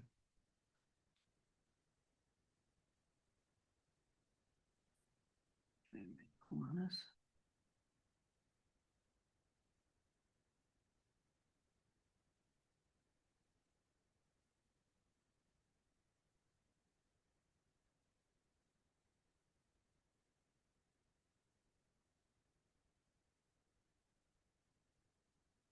We're on Kiwanis, right? Correct. Okay. Oh.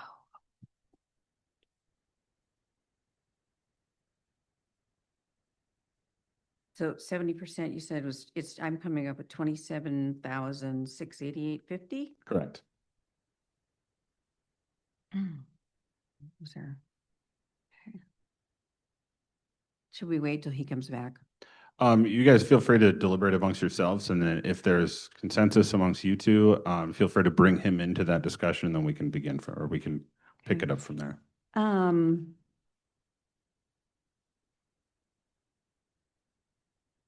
Yeah, I tend to think that that's fair because I really don't think that the yard sale is a big deal. People will eat at our restaurants and so forth. But I don't think people are gonna really be spending the night. But it is driving business and recognition. Yeah. That's part of it. So that's part of it. True. I'm back. Thank you. Okay, Great. yeah, we're talking about Kiwanis. So they're asking for $39,555. 27% of that's 27,688.50. So we're just discussing the merits of their various activities and what would bring heads in beds. I just said that the yard sale, I don't think people are gonna really spend the night, but Shannon said, and I said, I agree, they'll be eating here and doing other things. So the movies in the park are not going to put heads in beds. Fireworks, maybe. Yeah, so. And I don't legitimately know how much the summer movies are gonna drive people eating or buying things if they're Mhm. late at night. Well, yeah, I because mean, they yeah, have, yeah. in their packet, they said they have, family-friendly budget snacks or, Yeah. probably burgers and stuff, so.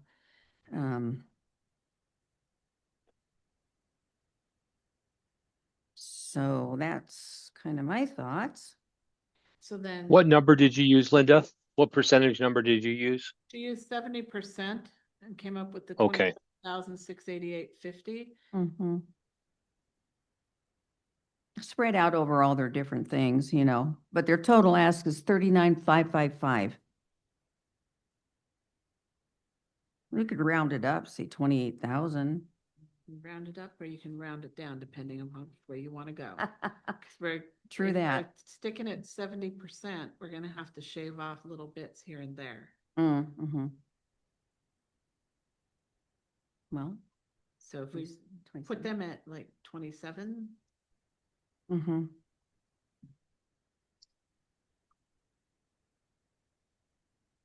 So if we did that, let's see.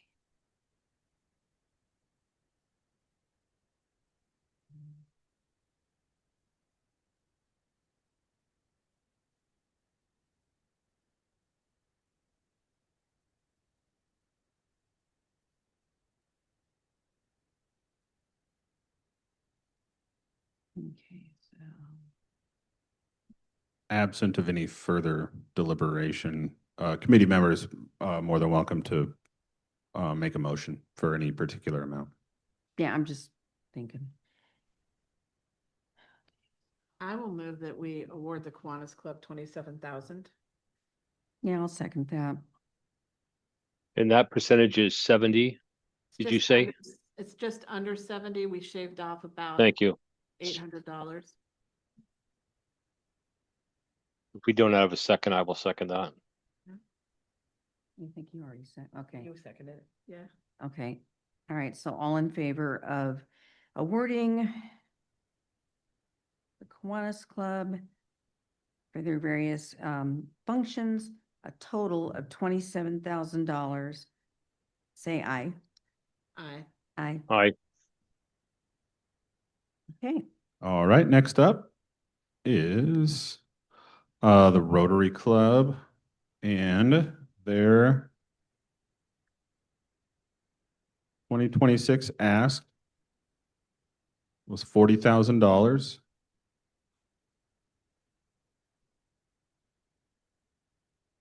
$70% of $40,000 is $28,000.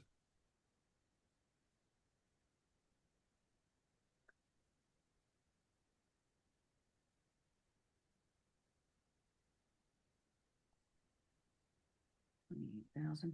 Interesting, because actually we gave them 30 last year. Correct. Yeah.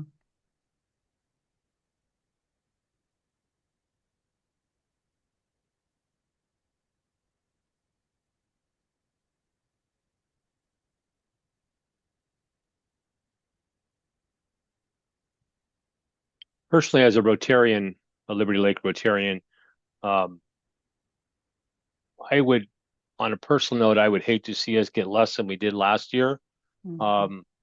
Especially the amount of man hours that and time and planning, which is 52 weeks a year to put this event on. I would really be discouraged if we awarded them less than the full amount.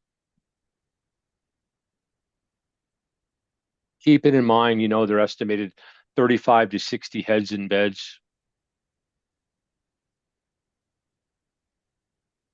And that's mostly for the rim ride, correct? Because there are 3 events listed. Correct. Okay. I have no idea how many people come out of town for the Memorial Day breakfast. And obviously the Hometown Heroes Project.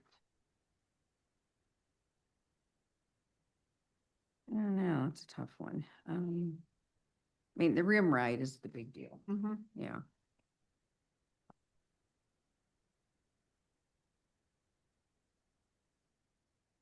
What did we give them last year? Let's see, Gave them 30 last year. 40?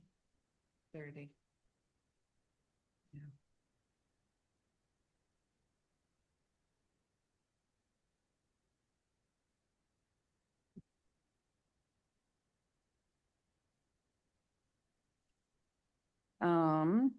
No.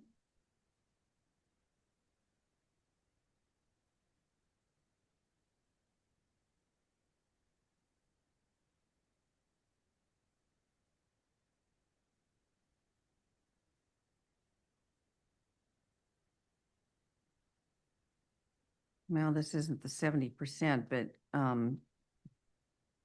since we gave him 30 last year, David, you said you'd hate to see it be less. What would you think of 35,000? I mean, I could live with that.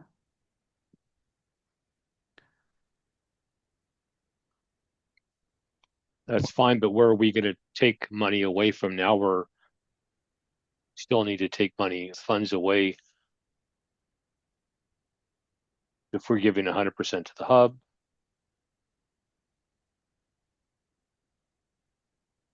And just a point of clarification, they were awarded 30,000 Mhm. last year. Mhm. The Rotary was, Correct. yeah. Sorry. Sorry.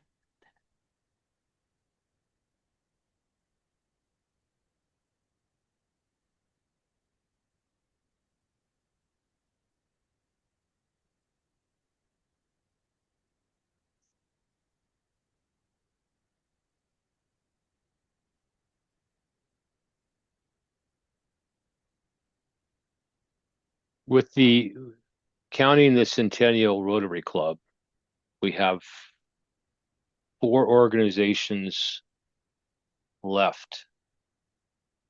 So maybe we should look at, just as a side note, look at who we want to fund fully first, if any of those organizations, and then go from there. I agree. And come back. Exactly. Okay. Okay. All right, well, why don't we start with the golf tournament, Spokane Sports. They're new, obviously, to us. Even though they are using 2 of our golf courses, so there'll be people, you know, about town, spending money, hopefully, eating here.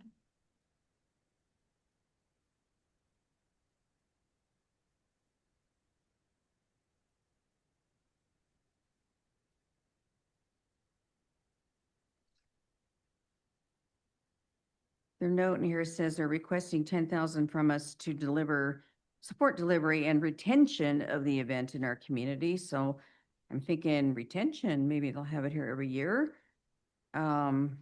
Is that yeah, okay. Match of Spokane Sports.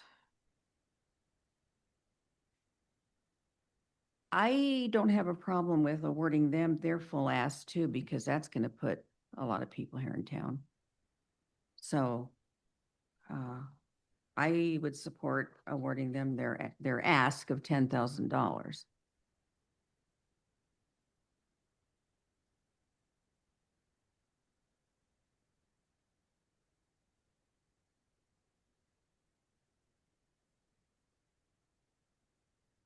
David, what's your opinion on that?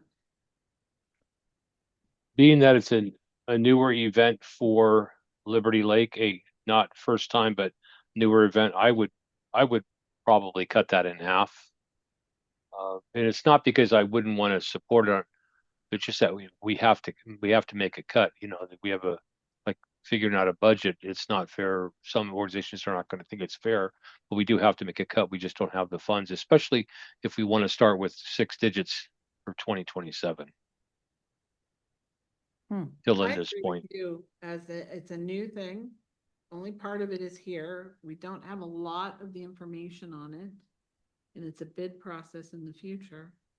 I wouldn't have an issue with cutting it in half. I'd have an issue with giving them the full ask, I think. Because we don't have information specific to what they predict for here in the valley. This is something that's supposed to be coming up, right, in May? Correct. So, I mean, people have already registered. Arguably, they've already selected their hotels. So, I mean, you know, we just don't have the information. I wouldn't have heartburn over giving them half of their ask.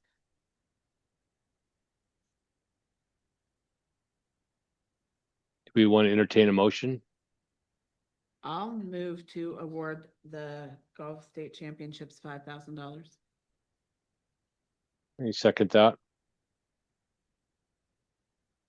Okay, call for a vote. All in favor of cutting the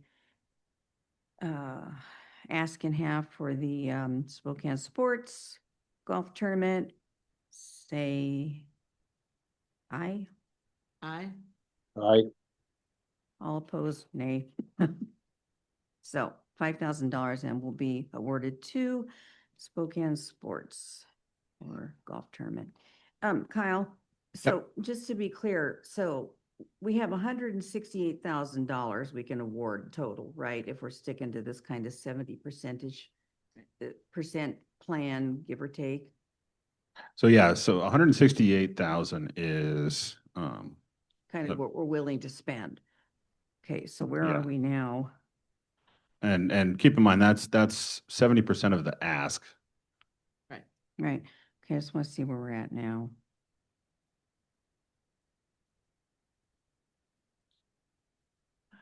So that would leave us about well, okay, so we're at 72, 150 right there. Where we're at. Correct. Okay, so we've got, okay.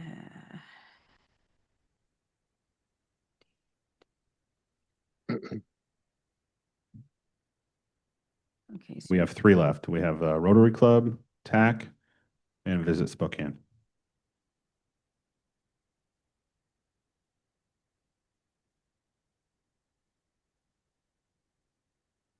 What was the dollar amount that you had, Linda, so far? so far we've awarded 72, 150. Okay, Okay. so, what are these?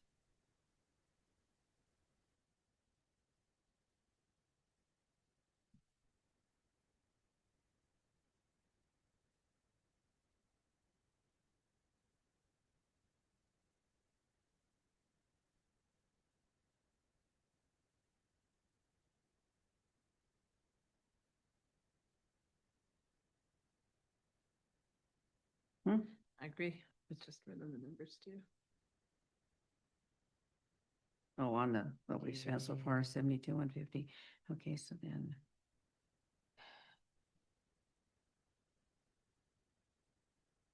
That leaves us 95,850.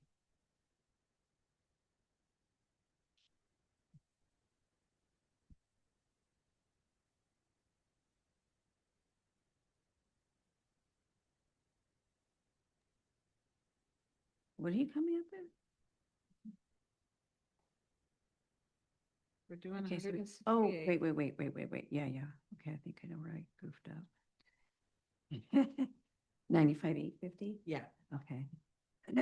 Okay, so did you hear that, David? We have about 95, 850 left that we will spend. And the last 3 asks total 123, 2.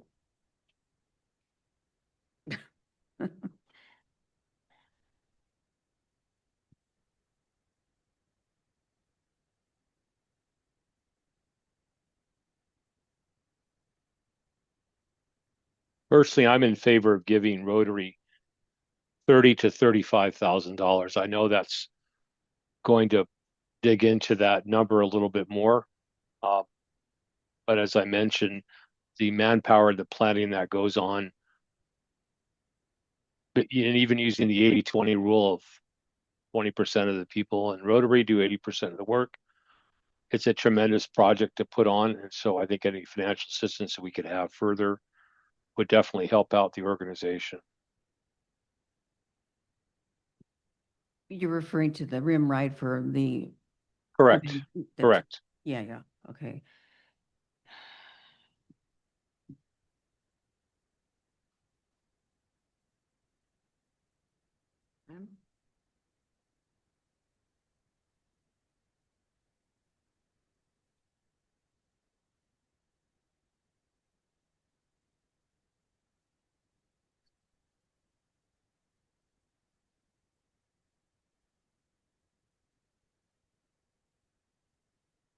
Well, if we give Rotary 35,000, that leaves us 60,850. Oh my goodness.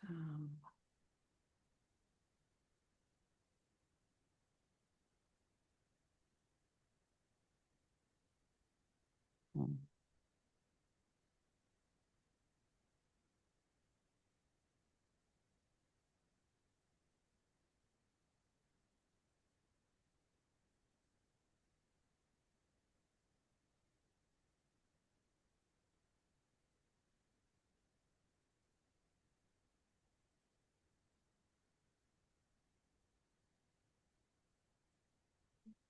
$2,000.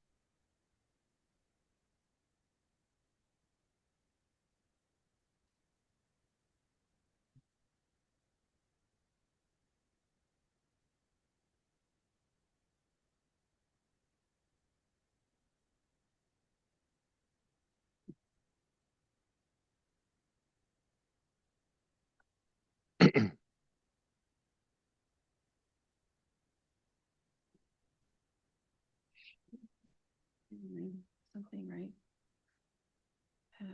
60.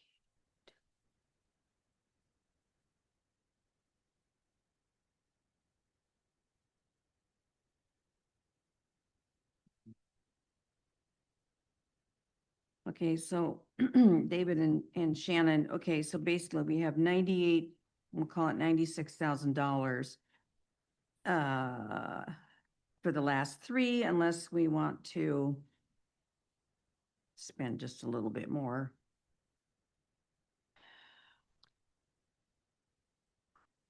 Well, let's start. Do we want to vote on the Rotary at 35? And then we can figure out what we're going to do with the last two. Okay. All right, so do you want to make the motion? Sure. Okay. I'll move that we approve 35,000 for the Rotary. Second. All in favor? Aye. Aye.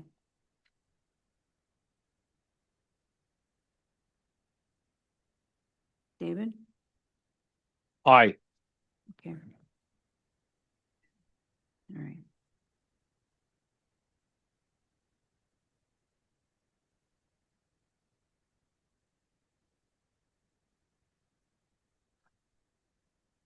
That leaves roughly 61,000 for the final two using the 70% rule. Right. What was that? Say that again? There's about 61,000 left using thought- the 70% rule. Oh, Yeah. And we have Visit Spokane and TAC remaining. I'm coming up with 75. I mean, because we've got, okay, so, wait. Oh, wait a minute.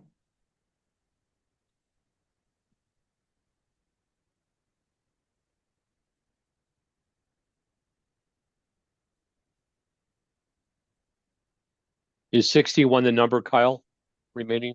Yes, that's what I have, and I'm just double checking that right now. Stand by.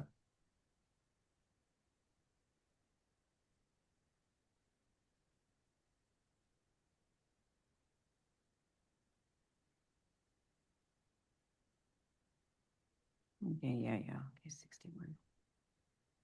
Okay, so we have 61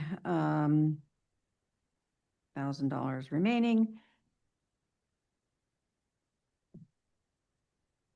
Visit Spokane was asking for 76. TAC was asking for 30.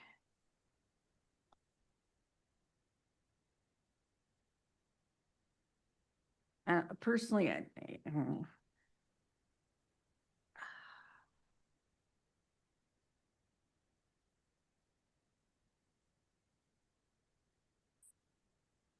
Oh, let's see. I think that Visit Spokane is important.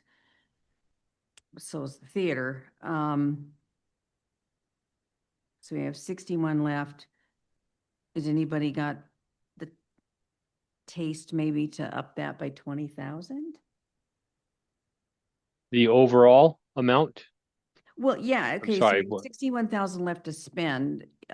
So if we bypass the 70% thing and spent more, 20,000 more, so we could give them each, because TAC is asking for 30, 71% or 70%, excuse me, is 21, and we gave them 20 last year. Which is kind of unfair. And then Visit Spokane does a fabulous job on, visuals and, getting our presence out there. So this is tough. So if we upped it by 20,000, that would give us 81. Spend. Right. Okay, okay, so let's see. Kyle, what would that leave us with at the end of the year approximately? Or, or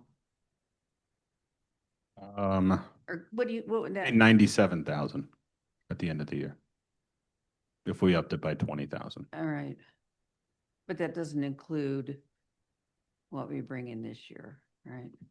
Correct. And that, so 97 plus, call it 75 Mhm, conservatively, mhm. be about 172,000 heading or I'm fine. I'm fine with that. for 2020. Organizations next, I'm excuse fine. me, Yeah. Yeah. organizations next year would just need to know that, it's going to be thinner next year. Okay. All right, so we have $80,000 then, or 81.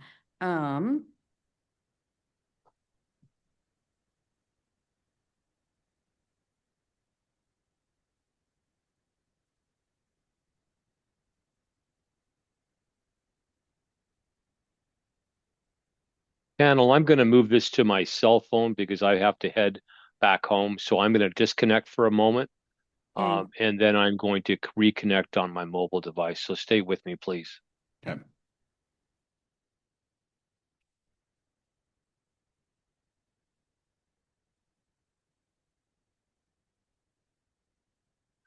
Look at Visit Spokane in the 70%.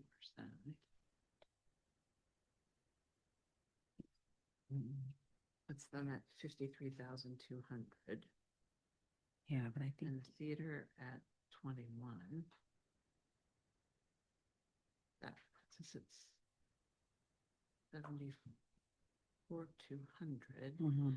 with another 7,000 that we could tag in. Mhm. So So you want to split it maybe? Like,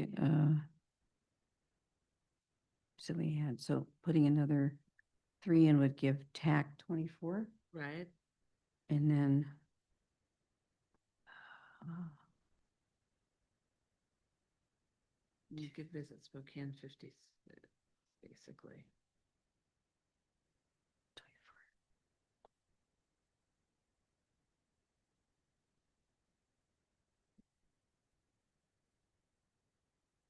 Wouldn't it be? Let's see.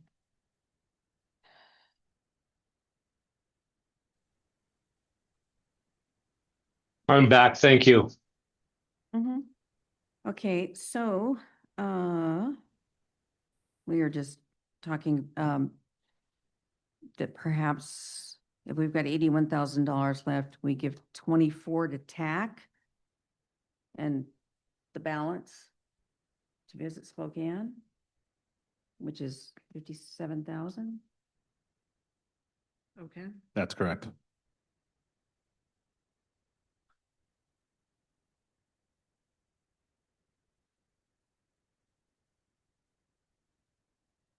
So I guess I'll make a motion to do that, to give 24,000 to TAC and 57,000 to Visit Spokane. I'll second that.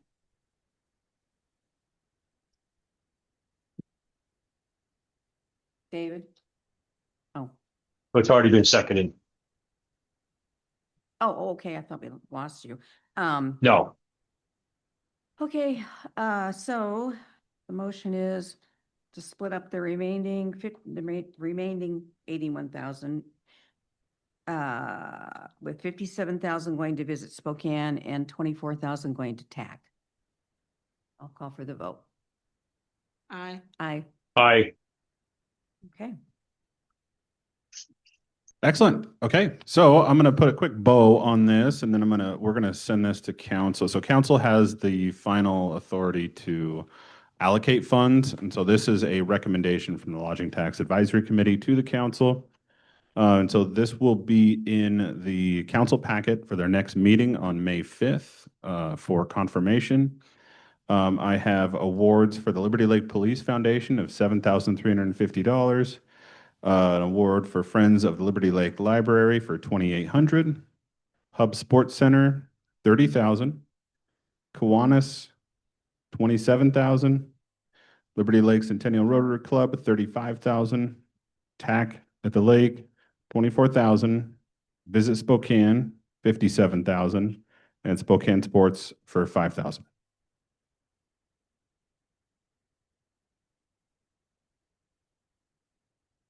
That's exactly what I have. Perfect. Yep, that's all right. Excellent. So moving on, now, Chair Ball, if you want to call for any public comment, if there is any. Yes, if anybody would like to speak, come to the podium and you'll have 3 minutes. Rose. Thank you. Long meeting. Appreciate the give. I know it's total around 75% of our asks. Really appreciate that. And then obviously next year we'll take into consideration the reduced amount. I also want to say, just provide a little bit of information. Not only are we the marketing agency, but we also are your destination management organization. And I am involved in the Spokane County and Spokane City side for lodging tax allocation on those ends. And the city of Spokane has an excellent process that you might be interested in. That is a rubric system where you can coordinate and do it depending on your OPMA laws here in the Val area in Liberty Lake. But it's a great way for people to apply and for the committee to review and discuss and go through all of that so that you have kind of a set standards to come against. And then when you have your public meeting, it can be a little bit easier for you to kind of go through, I guess. Not all up here punching. No, I know how awkward it is to have those conversations in front of, the people that are also asking for it. But thank you so much. We really appreciate being here. We love working with you and are grateful for the dollars that we receive. You're welcome, and I hope you don't want to come slap me or anything. Any other comments?